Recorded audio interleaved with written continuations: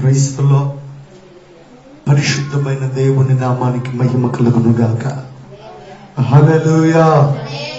రెండు చేతులెత్తి బిగ్గరగా పరిశుద్ధమైన దేవుని నామాన్ని స్తుతిద్దాం. హల్లెలూయా, హల్లెలూయా, హల్లెలూయా, హల్లెలూయా, హల్లెలూయా, హల్లెలూయా. దేవుని సన్నిధిని అపేక్షిస్తూ, దేవుని ప్రసన్నతను అపేక్షిస్తూ, దేవుడు తన వాక్కు ద్వారా మనందరి హృదయములతో మాట్లాడినట్లుగా స్తోత్రాలు చెల్లిద్దాం. హల్లెలూయా, హల్లెలూయా, హల్లెలూయా, హల్లెలూయా, హల్లెలూయా, హల్లెలూయా, హల్లెలూయా, హల్లెలూయా, హల్లెలూయా.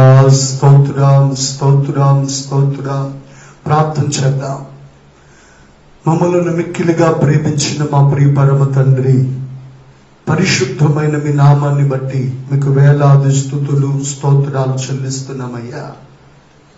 ప్రభువా, ఈ పగటి వేళ మరి యొక్క మారు నీ మాటలు ధ్యానం చేయుటకు మీ సన్నిధానములోనికి వస్తున్నాం.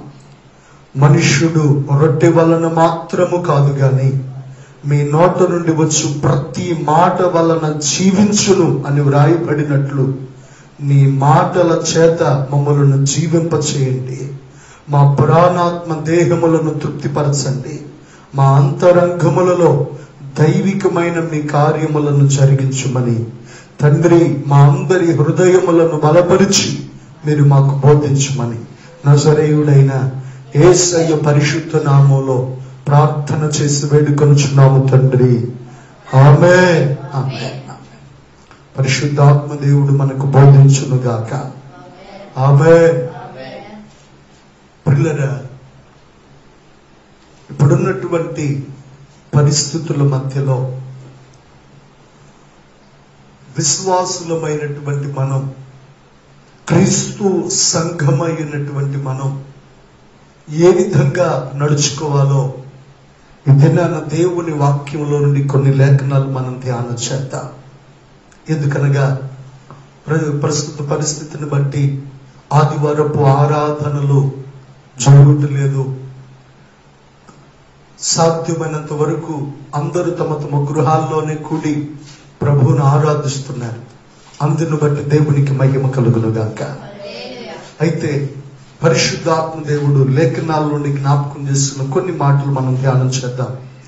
తెస్సలోనీయులకు రాసినటువంటి పత్రిక, తెస్సలోనీయులకు రాసిన మొదటి పత్రిక 2వ అధ్యాయం 17వ వచనాన్ని మనం చదువుదాం. చూడండి, తెస్సలోనీయులకు రాసిన మొదటి పత్రిక 2వ అధ్యాయం 17వ వచనాన్ని చదువుదాం. సహోదరులారా, మేము శరీరమును బట్టి కొద్ది కాలము మిమ్మును ఎడబాసి ఉన్నను. మనస్సును బట్టి మీ దగ్గర ఉండి మిగుల అపేక్షతో మీ ముఖము చూడవలనని మరి ఎక్కువగా ప్రయత్నము చేసితిమి. కాబట్టి మేము మీ యొద్దకు రావాలనని యుంటిమి. పౌలను నేను పలుమారు రావాలనని యుంటిని గాని సాతాను మమ్మును అభ్యంతరపరిచెను. ఎలయనగా మా నిరీక్షణ అయినను ఆనందమైనను అతిశయ కిరీటమైనను ఏది? మన ప్రభువైన యేసు యొక్క రాకడ సమయమున ఆయన ఎదుట మీరే కదా నిశ్చయముగా మీరే మా మహిమయు ఆనందమునై ఉన్నారు. దేవునికి మహిమ కలుగును గాక. ప్రియులారా, దైవజనుడైనటువంటి పౌలు తన హృదయ అంతరంగాలలో నుండి తెస్సలోనికా సంఘంతో మాట్లాడుతున్నటువంటి మాటను మనం చదువుతున్నాం. ఏమిటి మాట అనంటే, సహోదరులారా, శరీరాన్ని బట్టి కొద్ది కాలము మిమ్మల్ని ఎడబాసి ఉన్న మనస్సును బట్టి మేము మీ దగ్గరగానే ఉండి మీ ముఖము చూడవలనని మరి ఎక్కువగా ప్రయత్నము చేసితిని. నేను మీ వద్దకు రావాలనని యుంటిని గాని, పలుమార్లు రావాలని యుంటిని గాని, సాతాను మమ్మును అభ్యంతరపరిచాను. నిజంగా ఇప్పుడున్న పరిస్థితి ఎటువంటి పరిస్థితి అంటే, సేవకునికి సంఘానికి మధ్యలో ఉన్న ఎడబాటు. ఏ ఎడబాటు చెప్పండి? సేవకునికి సంఘానికి. అయితే ఇది కేవలము శరీరాన్ని బట్టి మాత్రమే ఉన్న ఎడబాటు. పౌలు గారు ఏమంటున్నారు? శరీరాన్ని బట్టి కొద్ది కాలం మాత్రమే మీకు ఎడంగా ఉన్నాం. హౌస్ విజిటింగ్ లేవు, ఆదివారపు ఆరాధన లేవు, పిల్లల నా గృహ దర్శనాలు లేవు, అవసరతలను బట్టి లేదా అనారోగ్యతలను బట్టి ప్రార్థనలు లేవు. అంతా కూడా ఆన్లైన్ అయిపోయింది. అంత ఏమైపోయింది? శరీరాన్ని బట్టి కేవలం దూరం అయిపోయినా ఆన్లైన్ బట్టి దగ్గరికి వస్తున్నాం. అందును బట్టి దేవుడికి స్తోత్రం కలుగును గాక. హల్లెలూయా. పౌలు గారేమో ఆయన ఏమన్నాడంటే, శరీరాన్ని బట్టి మీకు దూరంగా ఉన్నాం కానీ మనసును బట్టి దగ్గరగా ఉన్నాం అన్నట్లుగా, ఇప్పుడు సేవకులు అందరూ కూడా ఏం చేస్తున్నారు? శరీరాన్ని బట్టి దూరంగా ఉన్నారు కానీ ఆన్లైన్ బట్టి ప్రతి ఆదివారం చక్కగా టీవీలో, యూట్యూబ్ ద్వారా, అలాగే ఫేస్బుక్ ద్వారా, లైవ్ ప్రోగ్రామ్స్ ద్వారా రకరకాలైనటువంటి ఆన్లైన్ సర్వీస్ టెక్నాలజీని దేవుడు మనకిచ్చాడు. అందుని బట్టి దేవునికి మహిమ కలుగును గాక. అయితే మరి ఈ విధంగా సేవకుడు సంఘానికి ఎడబాటుగా ఉన్నాడు, సేవకుడు సంఘానికి దూరంగా ఉన్నాడు. మరి సంఘము యొక్క పరిస్థితి ఏమిటి అని అంటే, ఈ పగటి వేళ ఒక 2 సంఘాలను గుర్చి, ఎన్ని సంఘాలు? 2 సంఘాలను గుర్చి, ఒకటి పాత నిబంధనలో ఉన్న సంఘం అయితే మరొకటి క్రొత్త నిబంధనలో ఉన్న సంఘం. ఈ 2 సంఘాలను బట్టి బహు క్లుప్తంగా కొన్ని మాటలు ఈ దినాన్ని మనం ధ్యానం చేద్దాం. దేవునికి మహిమ కలుగును గాక. హల్లెలూయా. పాత నిబంధనలో ఉన్న సంఘం అబ్రహాము, ఇస్సాకు, యాకోబుల యొక్క సంతానమైనటువంటి ఇశ్రాయేలీయులుగా పిలువబడుతున్న సంఘం. ఏ సంఘం అది? మనం అనుకోవచ్చు, ఇశ్రాయేలీలు ఏ సంఘం అంటే వాళ్ళకు జాతి కదా, వాళ్ళొక జనాంగం కదా అని. కానీ లేఖనాలు చూస్తూ ఉన్నప్పుడు చదువుదాం. కొరింథీయులకు రాసిన పత్రిక, కొరింథీయులకు రాసిన మొదటి పత్రిక 10వ అధ్యాయం 1వ వచనం నుండి, సహోదరులారా ఈ సంగతి మీకు తెలియకుండుట నాకు ఇష్టము లేదు. అదేదనగా మన పితరులందరూ మేఘము క్రింద నుండిరి. పితరులందరూ కూడా ఎక్కడున్నారు? మేఘము క్రింద ఉన్నారు. వారందరూ సముద్రములో నడిచిపోయారు. అందరూ మోషేను బట్టి మేఘములోను సముద్రములోను బాప్తిస్మము పొందిరి. అందరూ ఆత్మ సంబంధమైన ఒకే ఆహారమును భుజించిరి. అందరూ ఆత్మ సంబంధమైన ఒకే పానీయమును పానము చేసిరి. ఏలయనగా తమ్మును వెంబడించిన ఆత్మ సంబంధమైన బండలోనిది త్రాగిరి. ఆ బండ క్రీస్తే. అయితే వారిలో ఎక్కువ మంది దేవునికి ఇష్టలుగా ఉండకపోయిరి. Praise the lord. మనం అనుకోవచ్చు, ఇశ్రాయేలీలో ఒక జాతి కదండి, ఇశ్రాయేలీలు ఒక జాతి కదా, ఒక జనాంగం కదా అని మనం భావించవచ్చు. కానీ ఇశ్రాయేలీలు కూడా అరణ్యములో ఉన్నటువంటి ఒక సంఘానికి వారు పోలికై ఉన్నారు. ఎందుకని? మనం ఏ రీతిగా నీళ్లలో బాప్తిసం పొందాం, ఇశ్రాయేలీలు కూడా ఏం చేశారు? బాప్తిసం పొందారు లేదా? ఇశ్రాయేలీలు కూడా అరణ్యములో, ఆ యొక్క మేఘములోను సముద్రములను వారే పొందారు, బాప్తిసం పొందారు.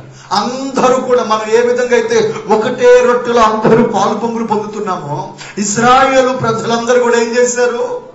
ఆత్మ సంబంధమైన ఒకే ఆహారాన్ని భుజించారు. మనం ఏ విధంగా అందరూ కలిసి ఒకే రక్తాన్ని త్రాగుతున్నామో అలాగే వారందరూ కూడా ఏం చేశారు? ఆత్మ సంబంధమైన ఒకే బండలో తాగారు. Praise the lord. అంత మాత్రమే కాదు, వారికి ధర్మశాస్త్రం ఇవ్వబడింది.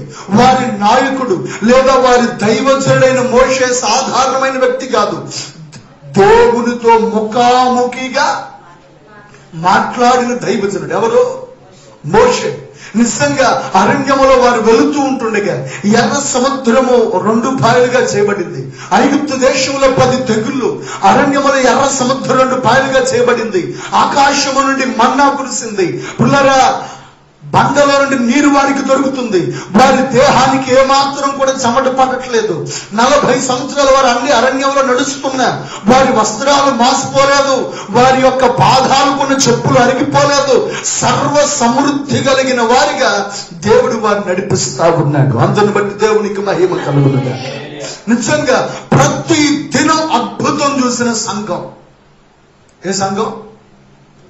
ఇశ్రాయేలీల సంఘం ఏం చేస్తుంది? ప్రతిరోజు అద్భుతం చేస్తుంది. అద్భుతం ప్రతిరోజు ప్రతి దినం కూడా బలులర్పిస్తూ అద్భుతాలు జరిగిస్తున్నటువంటి అప్పటి నుంచి అరణ్యం యొక్క సంఘం ఇశ్రాయేలీల యొక్క సంఘం. అయితే ఒక రోజున అరణ్యం ప్రవేశించారు. ఎర్ర సముద్రం చేల్చబడింది. సీనాయి పర్వతం దగ్గరికి వచ్చారు. అయితే ప్రభువు సీనాయి పర్వతం మీద నుండి వారికి ఆజ్ఞలు ఇచ్చారు. అంత మాత్రమే గాక ఆ కొద్ది కాలము తరువాత ప్రభువు వారికి ఇంకా ప్రత్యక్ష గుడారాన్ని గురించి వారికి వివరించడం కొరకు దైవజనుడైన మోషేను సీనాయి కొండ మీదకి రమ్మని పిలిచాడు. మోషే ఎక్కిరా సీనాయి కొండ మీదకని ప్రభువు పిలిచారు. ప్రభువు పిలిచిన పిలుపుని బట్టి మోషే ఏం చేశాడు? సీనాయి కొండ మీదకి వెళ్ళాడు. ఇప్పుడు మోషే సీనాయి కొండ మీదకి వెళ్ళినప్పుడు ఇప్పుడు వాళ్ళ కింద పాస్టర్ గారు ఉన్నాడా? ఉన్న ఒక్క పాస్టర్ గారు కాస్త ఏమైపోయాడు? 40 రోజులు కొండ మీద ఉన్నాడు. ఇప్పుడు ఈ 40 రోజులు ఆ కొండ మీద ఆయన ఏం చేస్తున్నాడు? 40 రోజులు ఆ కొండ మీద దేవునితో సహవాసం చేస్తున్నాడు, ప్రార్థన చేస్తున్నాడు, ప్రభు యొక్క ఉపదేశాలు వింటున్నాడు, ప్రభు యొక్క ముఖాన్ని చూస్తున్నాడు. మరి సంఘం ఎలా ఉండాలి?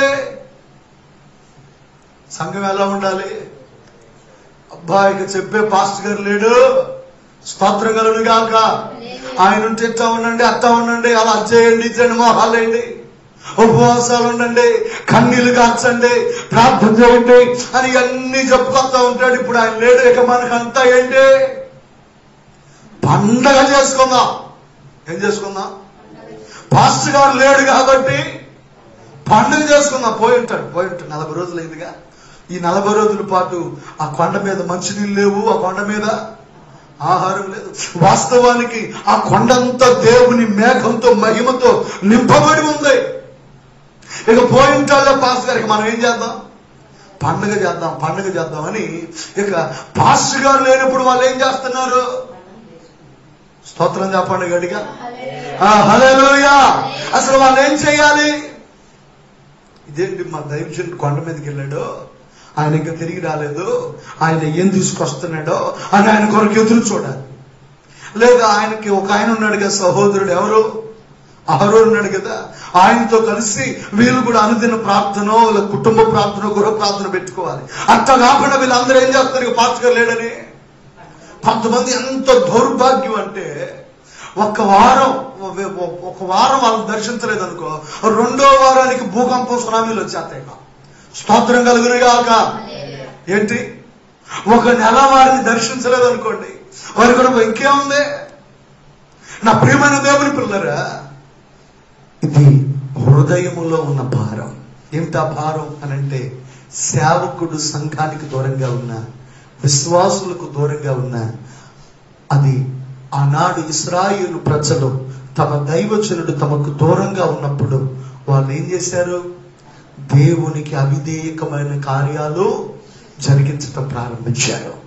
ఇక తప్పు చేస్తే హెచ్చరించేవాడు లేడు కదా, విగ్రహారాధన చేస్తే గద్దించేవాడు లేడు కదా, తాగి గంతులేసి అల్లరి చిల్లరిగా చుందులు తొక్కుతా ఉంటే ఇది తప్పు, ఇది పొరపాటు అని హెచ్చరించేవాడు లేడు కదా. ఇక వాళ్ళు ఏం చేశారంటే తినడానికి కూర్చున్నారు, త్రాగడానికి కూర్చున్నారు, ఇక ఆడడానికి లేచారు.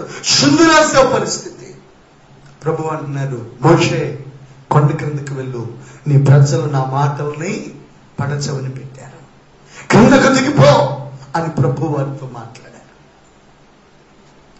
మరి ఈ రోజున మనం ఎలా ఉన్నాం? సేవకులు దూరంగా ఉన్నారని, లేదా గద్దింపు హెచ్చరింపు దూరంగా ఉందని మనం ఏమాత్రం మన విశ్వాసాన్ని కోల్పోనే, మీరు ఏమాత్రం మీ విశ్వాసాన్ని కోల్పోకూడదు, మీ పరిశుద్ధతను కోల్పోకూడదు, మీ ఆత్మీయతను కోల్పోకూడదు. సంఘ ఆరాధనలకు ఎడంగా ఉన్న, సేవకుల యొక్క ముఖ దర్శనానికి ఎడంగా ఉన్న, ఇదిగో ప్రియ దేవుని పిల్లరా, దేవుని వాక్యం మనకు బంధించబడలేదు కదా, సమృద్ధిగా దేవుని వాక్యం మనకు దొరుకుతా ఉంది కనుక ఈ సమృద్ధిగా దొరుకుతున్న దేవుని వాక్యాన్ని మన యొక్క హృదయాలలో నింపుకొని ఆయన వాక్యము చేత మనం సిద్ధపరచబడే వారిగా ఉండాలి. కాబట్టి అరణ్యములో ఉన్న ఇశ్రాయేలుల సంఘం సేవకుడు లేకపోతే ఏమైపోయింది? పక్కదారి పట్టింది. వాళ్ళ శరీరానుసారంగా దౌర్భాగ్యమైన స్థితికి దిగజారిపోయింది. ప్రైసలా నిజంగా ఇప్పుడున్న పరిస్థితిని బట్టి కూడా ఈ లాక్డౌన్ మరి సంఘాలు తిరిగి పునఃప్రారంభించడానికి నెల కావచ్చు, లేదా 2 నెలలు కావచ్చు, లేదా ఆ వ్యాక్సిన్ అతి త్వరగా వస్తే తిరిగి త్వరగా ఓపెన్ చేయడం జరుగుతుంది. ఒకవేళ ఆలస్యం అయితే దేవుని మందిరాలు ఓపెన్ చేయడం కూడా ఆలస్యం అవుతుంది. కానీ మీరు మాత్రం ఇశ్రాయేలీల వలె ఉండకూడదని ప్రభు పేరిట మీకు మనవి చేస్తా ఉన్నాను. దేవునికి స్తోత్రం కలుగును గాక. హల్లెలూయా. అయితే ఆ 2వ సంఘం ఏంటో తెలుసా? ఇప్పుడు మనం చదువుకున్నామే, తెస్సలోనికా సంఘం. ఏ సంఘం? తెస్సలోనికా సంఘం. నిజంగా దైవజనుడైనటువంటి పౌలు భక్తుడు ఈ తెస్సలోనికా సంఘాన్ని ప్రారంభించే ఆ పరిస్థితులు మనం చదువుతా ఉంటే అపోస్తుల కార్యాలు 17వ అధ్యాయం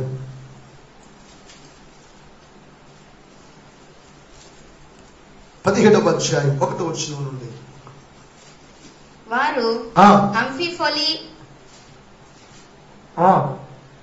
అపోల్లోనియ పట్టణముల మీదుగా వెళ్లి తెస్సలోనికకు వచ్చిరి. అక్కడ యూదుల సమాజ మందిరం ఒకటి ఉండెను. గనుక పౌలు తన వాడుక చొప్పున సమాజపు వారి వద్దకు వెళ్లి క్రీస్తు శ్రమపడి మృతులలో నుండి లేచుట ఆవశ్యకమనియు నేను మీకు ప్రచురము చేయు యేసే క్రీస్తయున్నాడనియు లేఖనములలో నుండి దృష్టాంతములను ఎత్తి చెప్పుచు వారితో 3 విశ్రాంతి దినములు తర్కించుచుండెను. వారిలో కొందరును భక్తిపరులకు గ్రీసు దేశస్థులు చాలా మంది ఘనత గల స్త్రీలలో అనేకులను ఒప్పుకొని పౌలుతో శీలతో కలిసికొనిరి.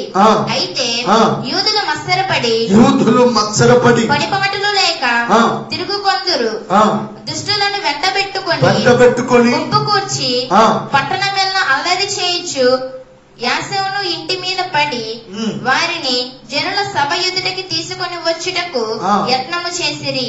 అయితే వారు కనబడనందున యాసోనును కొందరు సహోదరులను వెంటనే సహోదరులు రాత్రివేళ పౌలును శీలను ఔరయాకు పంపించిరి. స్తోత్రం కలుగును గాక. నిజంగా అపోస్తలుడైనటువంటి పౌలు తెస్సలోనికాలో సేవ చేసినటువంటి సమయం చాలా తక్కువ. ఫిలిప్పీ పట్టణంలో సేవ జరిగించాక ఆ ఫిలిప్పీ పట్టణం నుండి ఆయన బయలుదేరి అంపిపోలి అపోల్లోనియా పట్టణముల మీదుగా తెస్సలోనికా పట్టణానికి వచ్చారు. ఆ తెస్సలోనికా పట్టణంలో కేవలం ఒక 3 వారములు మాత్రమే యూదుల సమాజ మందిరంలోనికి వెళ్ళి యేసు క్రీస్తు ఉన్నాడని, యేసే రక్షకుడని, ఆయన పునరుద్ధానుడని, ఆ పునరుద్ధానమే మన జీవితాలలో విడుదలనిస్తుందని లేఖనముల నుండి దృష్టాంతాలను ఎత్తి విప్పి చెప్పుచు 3 విశ్రాంతి దినాలు, మించుమించు 3 వారాల పాటు ఆ ప్రాంతంలో పౌలు సేవ జరిగించారు. అయితే యూదులు కొంతమంది మత్సరపడి పనిపాట్లు లేకుండా తిరిగే కొంతమందిని గుంపుగా కూర్చి, వీడెవడో ఎక్కనుండో వచ్చి మన ప్రాంతానంతటిని పాడు చేస్తున్నాడని గుంపు కూర్చి ఆ గుంపంతటిని కూడా చేర్చుకొని మొత్తం వారందరూ కలిసి పౌలును తరమటం ప్రారంభించారు. పౌలును శ్రమ పెట్టడం ప్రారంభించారు. పౌలును వెతికి చంపుదామని ప్రారంభించగా పౌలును సహోదరులందరూ, అయ్యా పాస్టర్ గారు, మీరు ఇక్కడ ఉంటే ఈ సువార్త నిమిత్తం మిమ్మల్ని కొట్టి చంపేస్తారండి, మీరు ఇలా ఉండకూడదు, మీరు ఎక్కడుంటే మరొక ప్రాంతానికి వెళ్ళండి, మీరు అనేక మంది సంఘాలకు కావాలి, అనేకమైన విశ్వాసులు కావాలి, మీరు ఎక్కడుండి మరొక చోటుకి వెళ్ళండి అని వాళ్ళ సహోదరులు పౌలును తెస్సలోనికా నుండి బెరయాకు పంపారు. ఆ తరువాత బెరయాలో కొంతకాలం తరువాత బెరయా నుండి ఎథెన్స్కు వచ్చాడు. ఎథెన్స్లో కొంతకాలం ఉండిన తరువాత ఎథెన్స్ నుండి కొరింథుకు వచ్చాడు.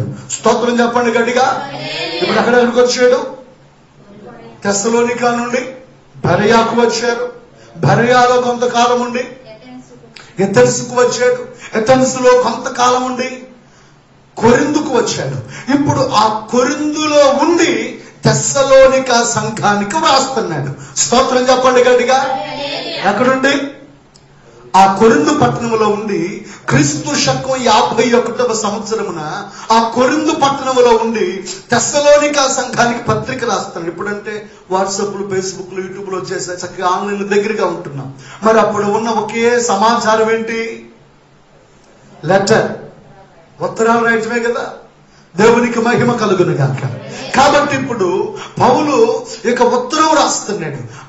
ఆ కొరింథులో ఆయన రాసినటువంటి ఉత్తరమే ఇప్పుడు మనం చదువుతున్నామే, తెస్సలోనికా పత్రిక.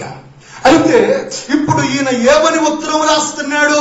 సహోదరులారా, శరీరాన్ని బట్టి నేను మీకు దగ్గరికి రాలేకపోతున్నాను, మీ ముఖాన్ని చూడాలని, ఇదిగో మీరు ఎలా ఉన్నారో తెలుసుకోవాలని, మీ ప్రార్థనా జీవితం ఎలా ఉందో, మీ ఆత్మీయత ఎలా ఉందో, పరిశుద్ధతను కాపాడుకుంటున్నారో లేదో, విశ్వాసాన్ని కాపాడుకుంటున్నారో లేదో, ఆత్మీయతను ఎక్కడైనా పోగొట్టుకున్నారేమో, పాపానికి ఎక్కడైనా స్థానం ఇచ్చారేమో అని మీ గురించి తెలుసుకోవాలని, మీ గురించి తెలుసుకోవాలని ఆసక్తి నాలో ఉంది.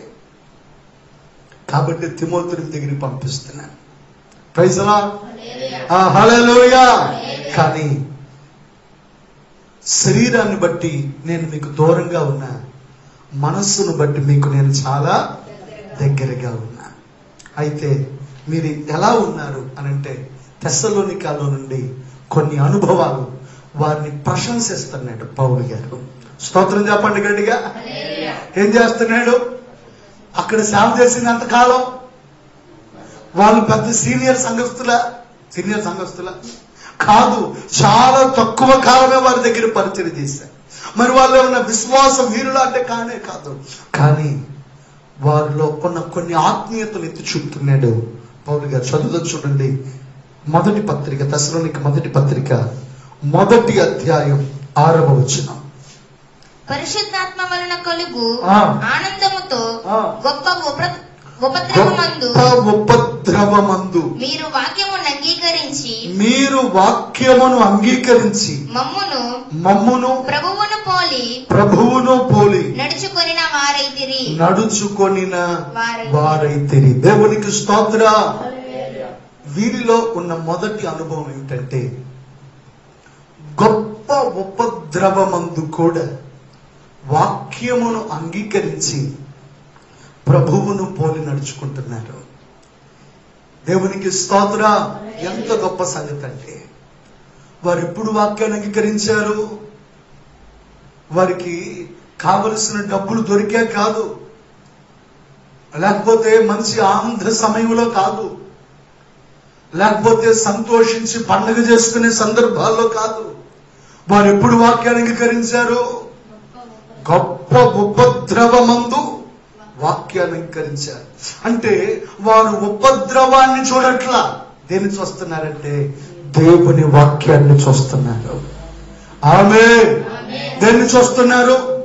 ఈ రోజున దేశంలో చాలా భయంకరమైన పరిస్థితులు, మీరున్న ప్రాంతాల్లో, మీరున్న ప్రదేశాల్లో కూడా భయంకరమైన స్థితిగతులు, భయంకరమైనటువంటి సమస్యలు, గొప్ప ఉపద్రవం లాంటి పరిస్థితులు వచ్చుట మీరు చూసిన, మీరు చూడవలసిన ఉపద్రవం వైపు కాదు, దేవుని వాక్యం వైపునకు మీరు చూసే, ఆయన వాక్యమును అంగీకరించి అనుదినం, ప్రతిదినం ఎంతో సమయం ఉంది కనుక ఆయన వాక్యమును అంగీకరించి ఆ వాక్యాన్ని పోలి నడుచుకోవాలి.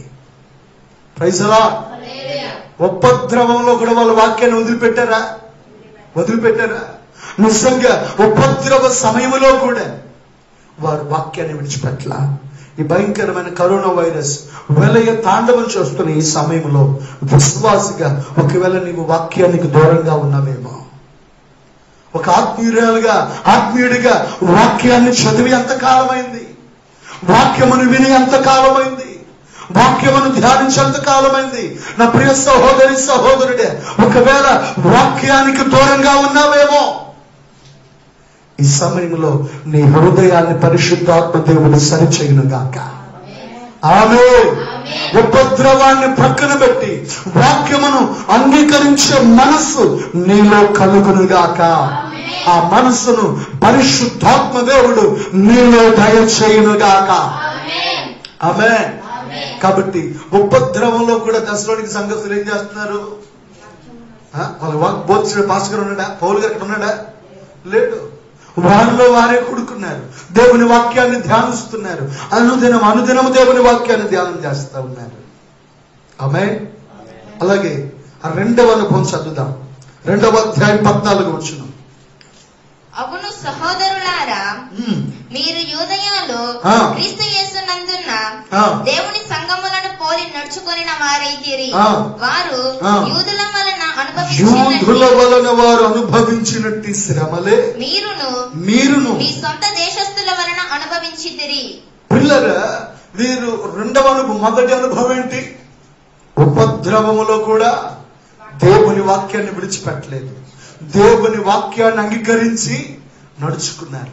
వీరిలో ఉన్న 2వ అనుభవం ఏమిటంటే, వీరు ఉపద్రవంలో మాత్రమే కాక యూదుల వలన శ్రమలు అనుభవిస్తున్నప్పుడు, తమ సొంత దేశస్థుల వల్ల శ్రమలు అనుభవిస్తున్నప్పుడు ఆ శ్రమలకు వీరు భయపడలా. శ్రమల వీరు అనుభవించడానికి ఇష్టపడుతున్నారు. ఆమేన్. శ్రమలను అనుభవించడానికి వీరు ఇష్టపడ్డారు. ఆ శ్రమలలో వీరు తమ విశ్వాసాన్ని ఏమాత్రం కోల్పోలా. తమ విశ్వాసాన్ని కోల్పోలా. చదవండి 3వ అధ్యాయం 4వ వచనం. ఎవడును కదిలింపబడకుండునట్లు మిమ్మల్ని స్థిరపరచుటకును మీ విశ్వాస విషయమై మిమ్మల్ని హెచ్చరించుటకును మన సహోదరులను క్రీస్తు సువార్త విషయములో దేవుని పరిచారకుడనైన తిమోతిని పంపితిని. మేము మీ యొద్ద ఉన్నప్పుడు మనము శ్రమను అనుభవించవలసి ఉన్నదని మీతో ముందుగా చెప్పి తిని కదా, అలాగే జరిగినది. ఇది మీకును తెలియను. అట్టి శ్రమలను అనుభవించుటకు మనము నియమింపబడిన వారమని మీరెరుగుదురు.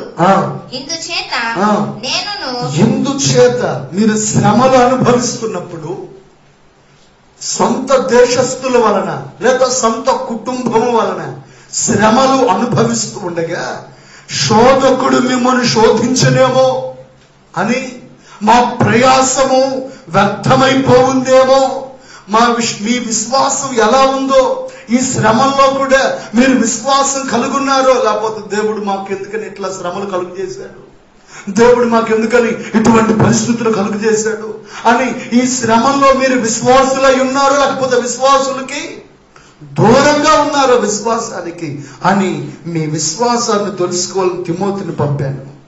కానీ ఆ తిమోతి నా దగ్గర నుండి వచ్చి మీరు ఏ విధంగా మీ విశ్వాసం ఉందో, మీ ప్రేమ ఉందో 6వ వచనం చదవండి.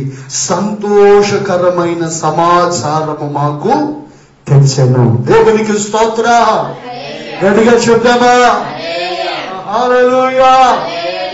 గనుక పిల్లరా, ఎంత శ్రేష్టమైన సంగతి అంటే, సొంత దేశస్తుల వలన లేదా సొంత కుటుంబాల వలన వారు శ్రమలు అనుభవిస్తున్నప్పటికీ ఆ శ్రమలో వారు తమ విశ్వాసాన్ని కోల్పోలేదు.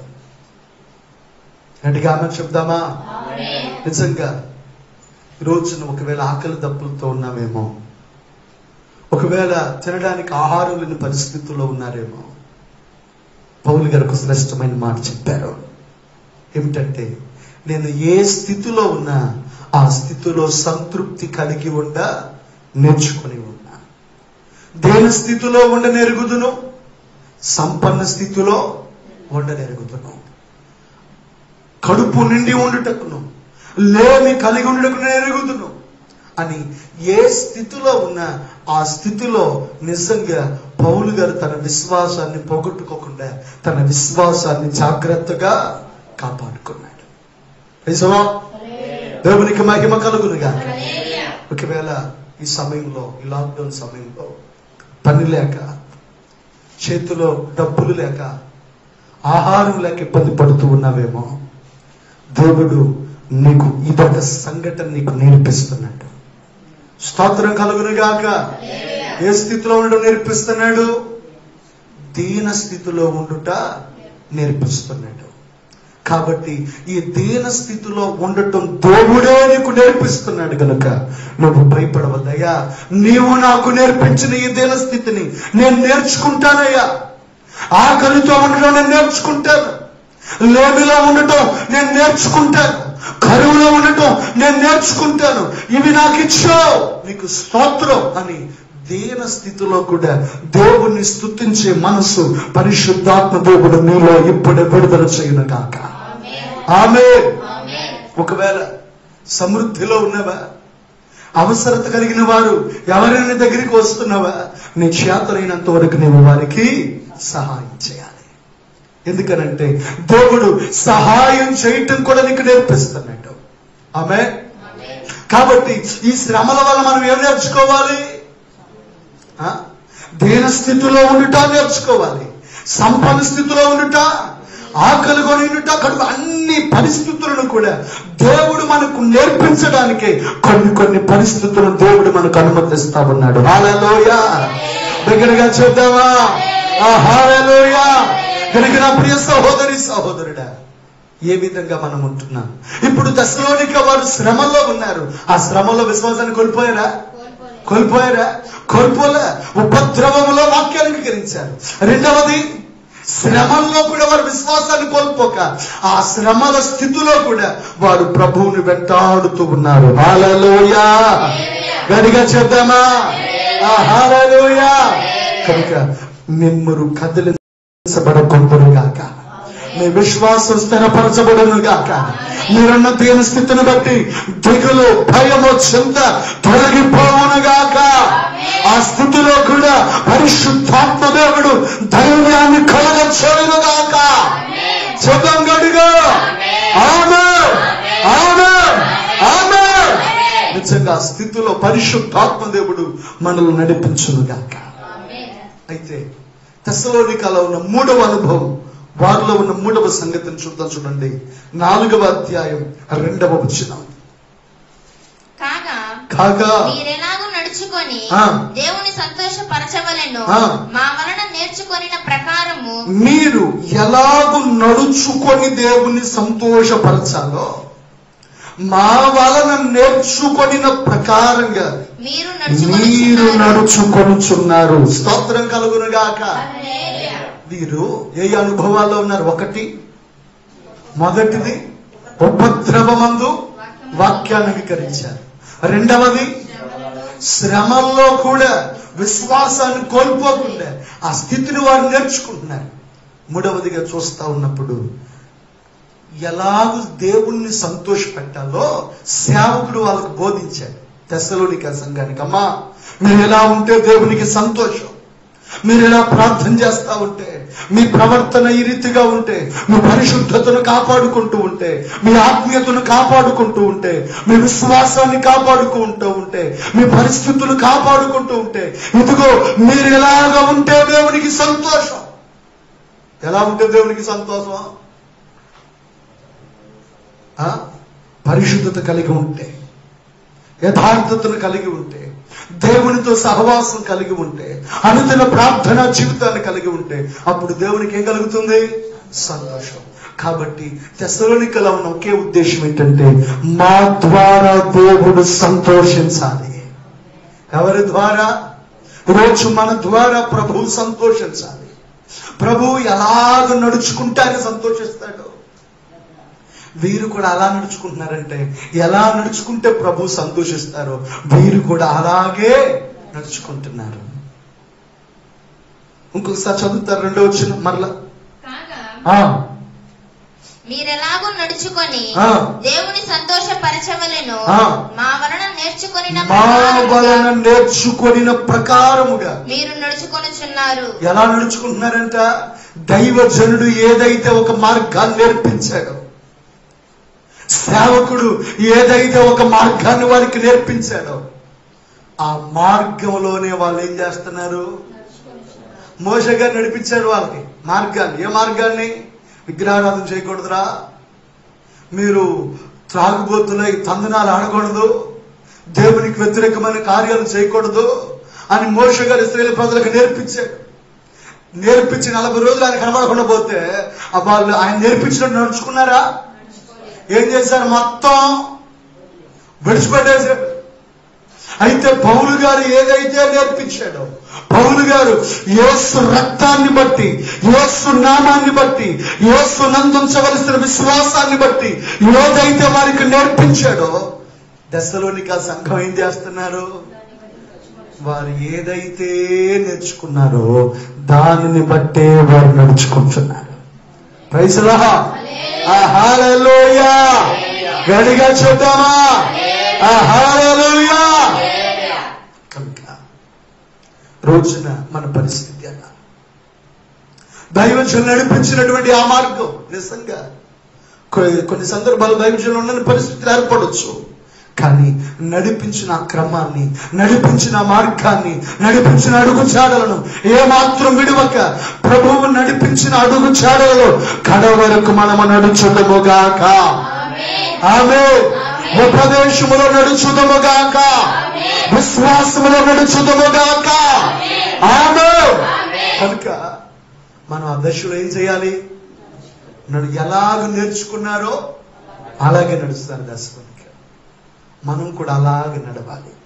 ప్రభు మనకు నేర్పించిన ఆ ఉపదేశానుసారం, ఆ ఉపదేశపు మార్గాలలో మనం నడవగలిగాలి. అబ్బాయి, వీరిలో ఉన్న మరొక అనుభవం చదువుదాం. చూడండి, 5వ అధ్యాయం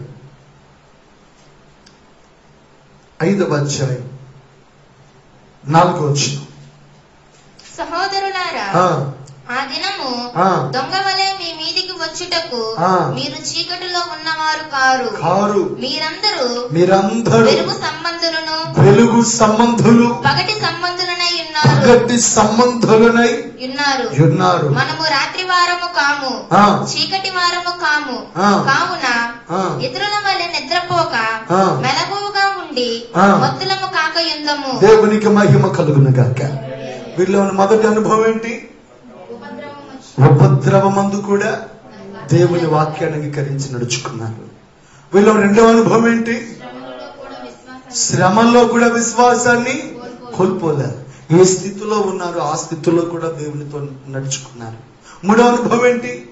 దైవజనులు ఎలాగైతే నేర్పించారో నేర్పించిన అడుగుజాడల్లోనే వీరు నడుచుకున్నారు.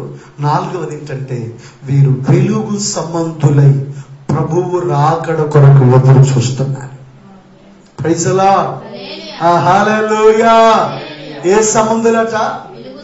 వెలుగు సంబంధుల వలె ఉన్నారు వీరు. ఆ మొదటి ఆ వచనాలు చదివితే ప్రభు దినము దొంగ వలె వస్తుందని రాయబడింది.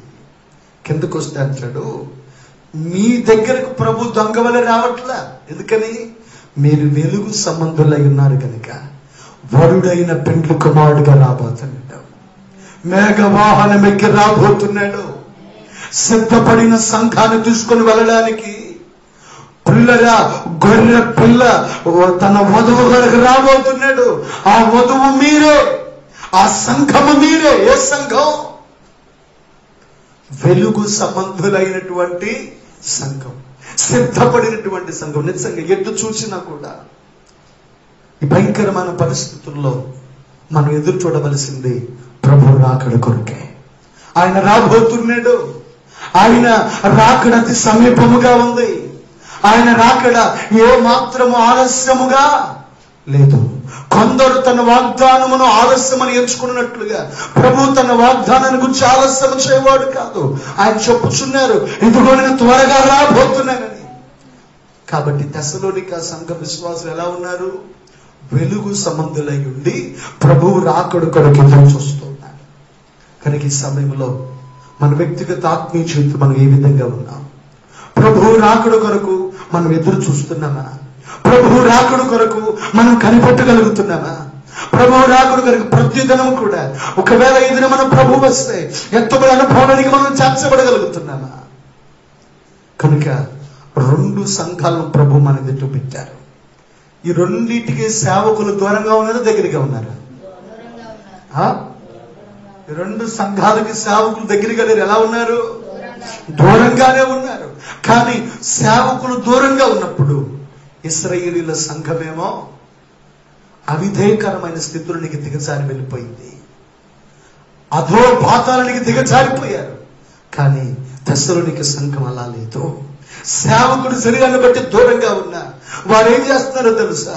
తమను తాము కాపాడుకునే దానికంటే దేవుని రాకడ కొరకు ఎదురు చూస్తూ, రోజు మనం కూడా చేయవలసిందే. ఏం చేయాలి? అనేక మంది నిజంగా ఒకవేళ విశ్వాసులు ఎవరైనా చనిపోతే దేవునికి స్తోత్రం, వారు దేవుని రాజ్యానికి వెళ్తారు. కానీ అవిశ్వాసులు ఎవరైనా చనిపోతే వారు నరకానికి దిగజారిపోతారు.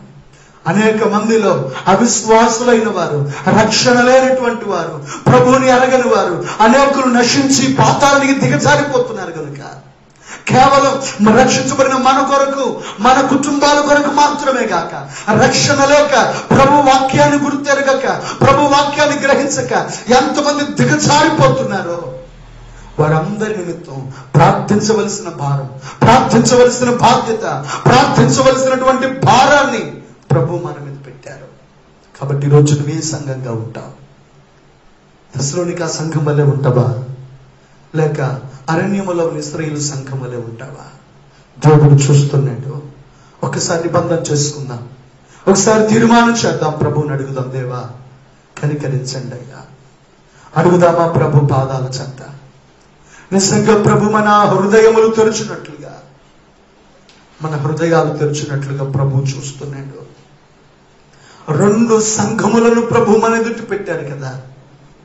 అరణ్యములో ఉన్న ఇశ్రాయేలీయుల సంఘం, సేవకునికి దూరమైన తెస్సలోనిక సంఘం.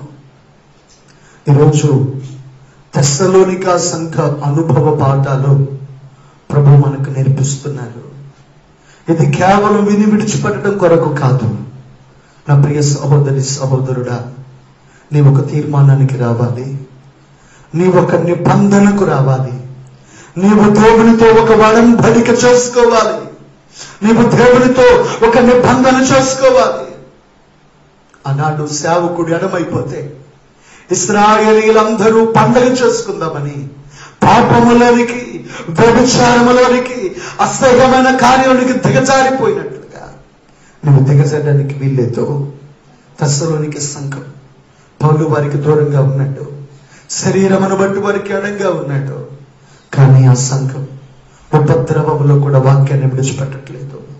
శ్రమల్లో ఉన్నప్పటికీ ఏ స్థితిలో ఉన్నా సరే ఆ స్థితిలో వారు సంతృప్తి కలిగి ఉన్నారు. ఏ స్థితిలో ఉన్నా, దేని స్థితిలో ఉన్నా, సంపన్న స్థితిలో ఉన్నా వారు తమ సంతృప్తిని కోల్పోలేదు, సంతృప్తి కలిగి ఉన్నారు. అంత మాత్రమే కాదు, ఏ నడిపింపు, ఏ నడక దైవజనులు నేర్పించాడో ఆ నడక ప్రకారం వారు నడుస్తున్నారు. వెలుగు సంబంధులై దేవుని రాకడ కొరకు ఎదురు చూస్తూ ఉన్నారు. ఈ పగటి వేళ దేవునితో ఒక తీర్మానం చేద్దాం. ఈ సమయంలో ప్రభుత్వ నిబంధన చేద్దాం. అయ్యా, నా స్థితిని ఎరిగిన వాడవు, నా హృదయ పరిస్థితిని ఎరిగిన వాడవు, నా హృదయ స్థితిగతులను ఎరిగిన నా దేవా నాకు సహాయం చేయండి. నేను ఆ తెస్సలోనిక సంఘములోని వ్యక్తుల వలె ఉండునట్లుగా, అనుదినము వాక్యాన్ని ధ్యానించినట్లుగా, శ్రమలలో కూడా విశ్వాసాన్ని కోల్పోక నిలబడినట్లుగా నాకు సహాయం చేయండి అయ్యా. అడుగుదాం, ప్రభుని అడుగుదాం, ప్రభుని అడుగుదాం. తీర్మానం చేద్దాం. ఈ సమయంలో ప్రార్థిద్దాం. ఈ సమయంలో మన మధ్యలో ఉన్నటువంటి తల్లిగారు ప్రార్థన చేస్తారు. ప్రార్థన చేద్దాం. అమ్మ ఇక్కడికి రా.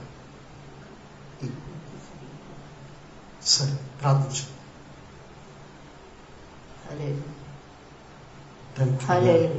Thank you lord. స్తోత్రం పరిశుద్ధాత్ముడా, సంఘ పరిస్థితులను మార్చువాడవు నీవే. స్థితిగతులను సరిచేయువాడవు నీవేనయ్యా. నిజముగా స్తోత్రాలు అయ్యా. నీ సన్నిధి విశ్వాసులైన వారు భ్రష్టులు కాకూడదని నీ సన్నిధిలో ఏ రీతిగా ఉన్నాము ప్రభువా, శరీరానుసారమైన వాటి వైపునకు తిరిగిలాడకూడదని, అయ్యా శరీరకంగా దూరం మీకు ఏ మాత్రము దూరం అయిపోకూడదని నీకు దగ్గరగా ఉన్నట్లు సహాయం మీ పాదాల వద్ద వేడుకోవాలి. వలె మేము ఆడపడానికి యేసయ్యా, అయ్యా సంఘములో ఐక్యపరచమని అడిగి యేసయ్యా, సంఘ బిడ్డలో ఐక్యతను ఉపదేశ క్రమాలను ఐక్యతను దయచేయండి అయ్యా. సంఘ బిడ్డలో నీకు ప్రార్థించి నీకు సహాయం. శ్రమలైన వారు తొలగిపోలేదయ్యా. అయ్యా అవమానాలు వాళ్ళు తొలగిపోలేదయ్యా. అయ్యా భయంకరమైన వ్యాధులు వచ్చిన వారు తొలగిపోలేదయ్యా. అయ్యా తిరుటికి ఆహారం లేనప్పుడు కానీ వారు తొలగిపోలేదు. అయ్యా నీ కొందనాలు అయ్యా. నిన్ను కలిగి ఉన్నారు ఎస్సయ్యా.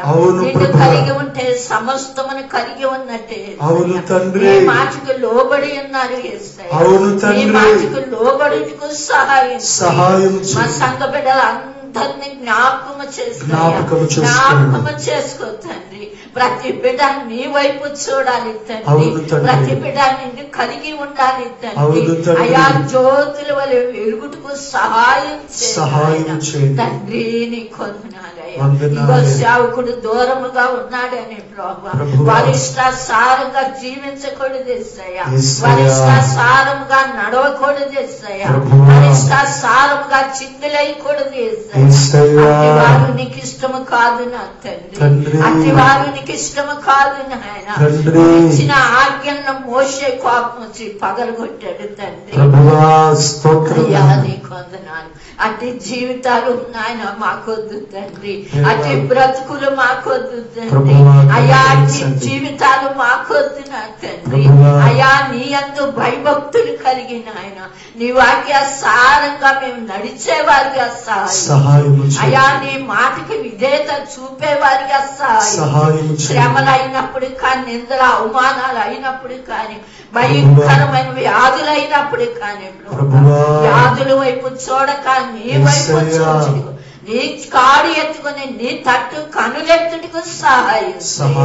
నీ రాజ్యము కొరకు ఎదురు చూచేవారిగా సహాయించి, చెత్తపడిన కన్నికల వలె సహాయించి తండ్రి. నీ మార్గాన్ని మేము ఎత్తుకునే వారిగా సహాయించి, ఎత్తబడిన వాక్యం దుష్టుడనేవాడు ఎత్తుకుని వెళ్ళకుండా ప్రతి బిడ్డ హృదయంలో పడాలి యేసయ్యా. ప్రతి బిడ్డ హృదయం ఫలించాలి యేసయ్యా. ప్రతి బిడ్డ నాయన వెలుగు సంబంధులుగా ఉండాలి యేసయ్యా. అతి కృపను దయచేయమని, నీ నామాన్ని మహిమ తెచ్చుకోమని యేసు పరిశుద్ధ నామములో అడిగి పొందుకొని నాము తండ్రి. మన తండ్రిన దేవుని ప్రేమయు ప్రభువైన యేసుక్రీస్తు కృపయు పరిశుద్ధాత్మక అన్యోన్య సహవాసం ఇప్పుడు ఎల్లప్పుడు సదాకాలము సకల పరిశుద్ధులకు కూడిన బిడ్డలకు బిడ్డల కుటుంబాలకు తోడైండును గాక. ఆమేన్. యేసు రక్తమే ప్రభు యేసు రక్తమే ప్రభు యేసు నామానికి సంపూర్ణ విజయం కలుగును గాక. ఆమేన్. అందరికీ వందనాలు. Praise the lord.